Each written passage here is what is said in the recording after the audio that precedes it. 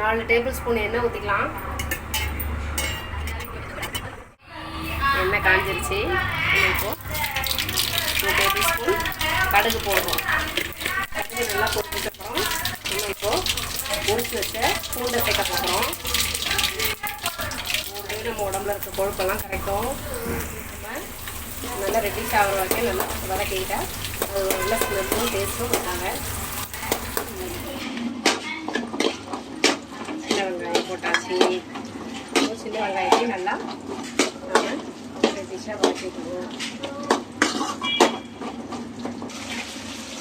2 table spoon எண்ணெய் ஊற்றியாச்சு. அதில் தனியாக நம்ம இப்போது மணத்தக்காளி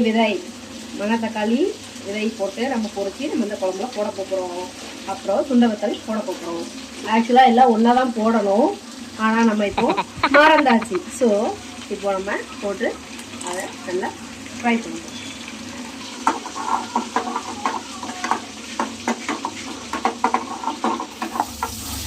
நம்ம இதோட நம்ம சேர்த்து வதக்கி வச்சுக்கலாம். அவ்வளோ கொஞ்சம் காயப்பொடி போடணும். பெருங்காயத்தூள் இது வந்து எக்ஸ்ட்ரா நமக்கு டேஸ்ட் கொடுக்கும்.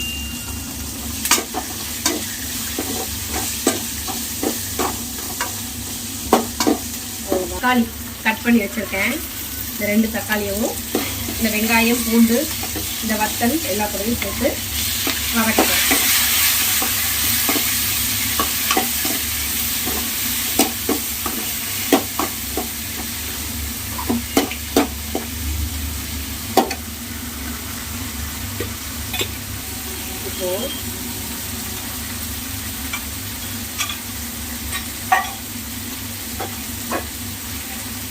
இது வதங்கிட்டு இருக்க நேரம் 1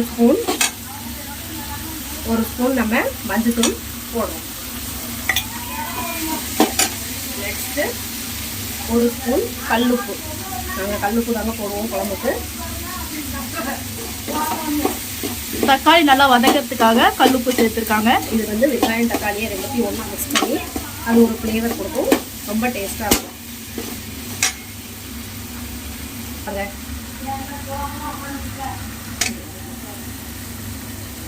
தக்காளி நல்லா வதங்கிருச்சு. நெக்ஸ்ட் மிளகாய் தூள் சேர்க்க போகிறாங்க. நாங்கள் எப்போவுமே வீட்டில் அரைச்சி வச்ச மசாலா தூள் தாங்க. நாங்கள் எல்லாத்தையும் ஒன்றா மிக்ஸ் பண்ணி எங்கள் அத்தை அரைச்சி வச்சுருப்பாங்க. அதை தான் நாங்கள் எப்போவுமே குழம்புக்கு யூஸ் பண்ணுறோம். பாருங்கள், 1 ஸ்பூன், ஒரு கரண்டி, இந்த ஒரு கரண்டி இல்லை ஒரு கரண்டி, இந்த ஒரு கரண்டி நாங்கள் மிளகாத்தூள் போடுவோம். ரொம்ப போட மாட்டோம், காரம் சேர்க்க மாட்டோங்க. இது வந்து எங்கள் ஃபேமிலியில் வந்து ஒரு 10 பேர் இருக்காங்க, 10 மெம்பர்ஸ் இருக்காங்கங்க. அதனால் நான் குவான்டிட்டி நிறைய எடுத்துருக்கேன். நீங்கள் உங்களுக்கு தேவைக்கு எவ்வளவோ அவ்வளோக்கு எடுத்துக்கோங்க, சரிங்களா? இப்போது அவ்வளோதாங்க, எண்ணெயில் வதக்கியாச்சு. அடுத்து நம்ம இப்போ புளி கரைசல் ஊற்ற போகிறோங்க. புளி கரைசல் ரெடி பண்ணிக்கிட்டு இருக்கேன். புளி நல்லா கரைச்சிக்கலாம். புளி நல்லா கரைச்சிக்கணும். புளி நல்லா கரைச்சாதான் அது மிக்சிங் ஆகி அது ஒரு டேஸ்ட் கொடுக்கும். புளி கரைக்காமல் விட்டுருவீங்க. நல்லா புளி கரைச்சிக்கோங்க. புளி கரைசல் சேர்க்க போகிறோம். சேர்த்தாச்சு.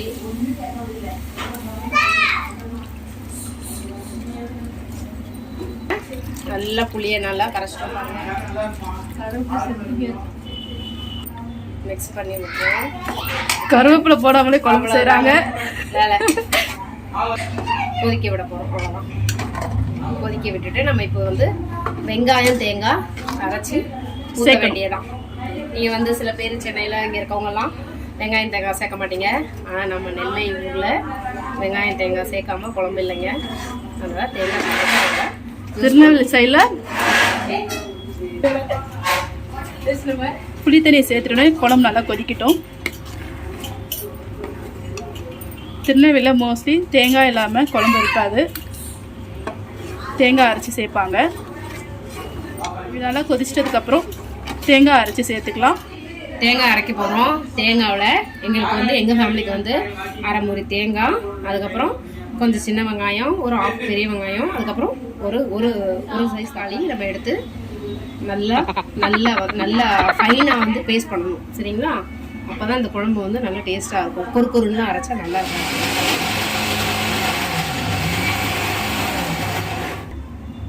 நல்லா நம்ம அரைச்சாச்சு. தேங்காய் வெங்காயம் தக்காளி இது நம்ம அரைச்சாச்சு. இப்போ இதில் நம்ம மிக்ஸ் பண்ணிக்கலாம். அவ்வளோதாங்க குழம்பு.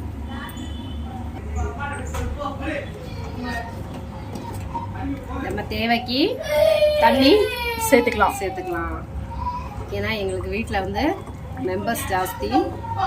ஸோ நம்ம எக்ஸ்ட்ரா தண்ணி சேர்த்துக்கிட்டோம். நீங்கள் கட்டியாக சாப்பிட்னாலும் கொஞ்சம் கட்டியாக வச்சு நீங்கள் சாப்பிட்டுக்கலாம். பார்த்தீங்களாங்க, இப்படிதாங்க இருக்கும் குழம்பு. நான் கொஞ்சம் தண்ணி ஊற்றிருக்கேன். எங்கள் வீட்டில் ஆள் ஜாஸ்தின்றதுனால எங்கள் வீட்டில் வந்து இன்றைக்கி வந்து கருவேப்பிலை இல்லைங்க, அதனால் கருவேப்பிலை சேர்க்கல. ஆனால் நீங்கள் சேர்த்துக்கோங்க, சரிங்களா? சரிங்க. இதை நம்ம நல்லா கொதிக்க விட்டு அவ்வளோதாங்க, இறக்கி வைக்க வேண்டியதான். சுவை வத்தல் குழம்பு ரெடி.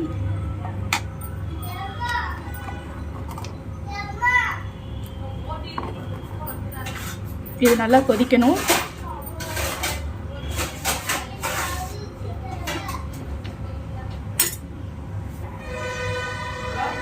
அம்மா வீட்டில் எப்பவுமே குழம்பு இப்படி தான் தண்ணியாக இருக்கும்.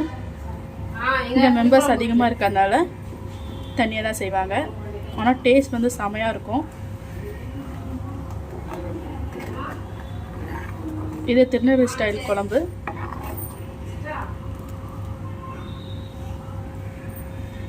ஹாலிடேஸ்க்கு அம்மா வீட்டுக்கு வந்திருக்கிறதுனால நான் இங்கே குக்கிங் வீடியோ எடுத்துகிட்ருக்கேன். குழம்பு நல்லா கொதிச்சிருச்சு. அவ்வளோதாங்க, குழம்பு கொதிச்சிருச்சு. இப்போ நம்ம இறக்க வேண்டியதான். இன்னைக்கு மதிய சாப்பாடு எங்கள் வீட்டில் சுண்டை வத்தல் குழம்பு, வெண்டைக்காய் பொரியல். சரிங்களா? உங்கள் வீட்டில் என்ன சாப்பாடுன்ட்டு கமெண்ட்டில் போடுங்க. லைக் பண்ணுங்கள், ஷேர் பண்ணுங்கள், சப்ஸ்கிரைப் பண்ணுங்கள் மறக்காமல்.